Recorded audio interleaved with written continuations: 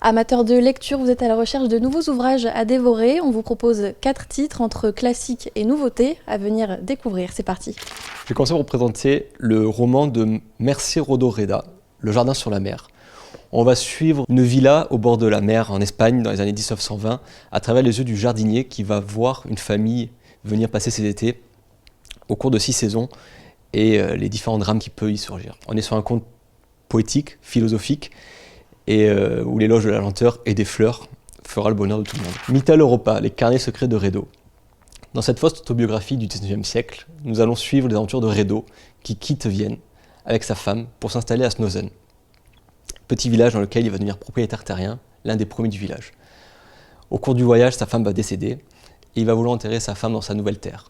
Malheureusement, à chaque fois qu'il voudra creuser la terre, des nouvelles découvertes vont apparaître qui vont rappeler les malheurs du passé et du présent et du futur.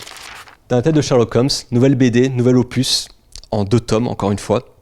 Nous allons parcourir l'Écosse avec Sherlock Holmes, le Dr Watson, à la recherche du monstre du Loch Leyton. Seulement, il n'y a pas que dans le Loch qu'il y a des monstres, il y en a également ailleurs. Le duo Liéran-Dan nous met encore une fois plein les yeux avec cette BD, avec ce style graphique unique qui les définit si bien. C'est toujours un voyage particulier auquel vous ne serez jamais déçus.